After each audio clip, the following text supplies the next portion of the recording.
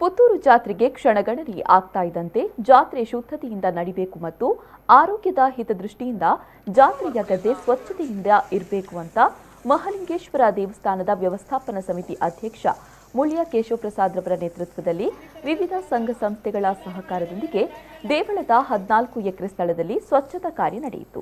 ನ್ಯಾಯಾಧೀಶರು, ವಕೀಲರುಗಳು, BJP, block Congress ಕಾರ್ಯಕರ್ತರು ಸೇರಿದಂತೆ ಸುಮಾರು 50ಕ್ಕೂ ಮಿಕ್ಕಿ ಸಂಘ ಸಂಸ್ಥೆಗಳು ಸ್ವಚ್ಛತಾ ಕಾರ್ಯದಲ್ಲಿ ಭಾಗವಹಿಸಿರುವುದು ವಿಶೇಷವಾಗಿತ್ತು.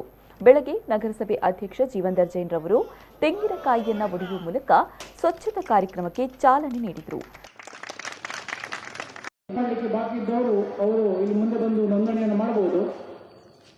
ಆರಂಭದಲ್ಲಿ ಸ್ವಚ್ಛತಾ ಕಾರ್ಯಕ್ರಮಕ್ಕೆ ಆಗಮಿಸಿದ ಸಂಘ ಸಂಸ್ಥೆಗಳ ತಂಡದ ನಾಯಕರಿಗೆ ಆಯಾ ತಂಡದ ಸದಸ್ಯರಿಗೆ ಕೈ ಕವಚ, ಸ್ಯಾನಿಟೈಸರ್ ವಿತರಣೆ ಮಾಡಲಾಯಿತು.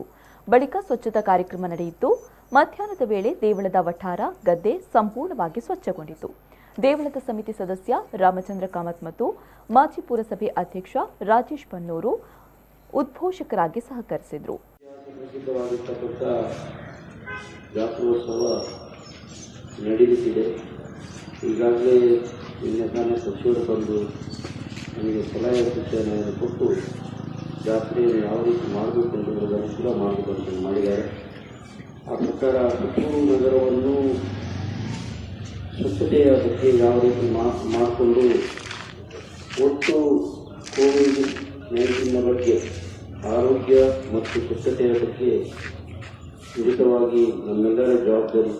ಅದಕ್ಕೋಸ್ಕರ ಪ್ರಥಮವಾಗಿ ಸ್ವಚ್ಛತೆಯೊಂದಿಗೆ ಪ್ರಾರಂಭಗೊಳಿಸುತ್ತದೆ.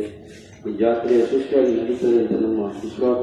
ಅದಕ್ಕೋಸ್ಕರ ದೇವರಲ್ಲಿ ಪ್ರಾರ್ಥಿಸುತ್ತಾ ಈ ಕಾರ್ಯಕ್ರಮವನ್ನು ದೇವಳದ ಕಾರ್ಯನಿರ್ವಹಣಾಧಿಕಾರಿ ನವೀನ್ ಭಂಡಾರಿ, ಕಚೇರಿ ವ್ಯವಸ್ಥಾಪಕ ಹರೀಶ್ ಶೆಟ್ಟಿ, ನ್ಯಾಯಾಧೀಶರಾದ ಮಂಜುನಾಥ್, ಪ್ರಕಾಶ್, ಕಿಶನ್ ಬಿ ಮಡಲಗಿ, ವಕೀಲರ ಸಂಘದ ಅಧ್ಯಕ್ಷ ಮನೋಹರ್ ಕೆವಿ, ದೇವಳದ ವಾಸ್ತು ಇಂಜಿನಿಯರ್ ಪಿಜಿ ಜಗನಿವಾಸ್ ರಾವ್ ಸೇರಿದಂತೆ ಮತ್ತಿತರರು ಈ ಸಂದರ್ಭ ಉಪಸ್ಥಿತರಿದ್ದರು.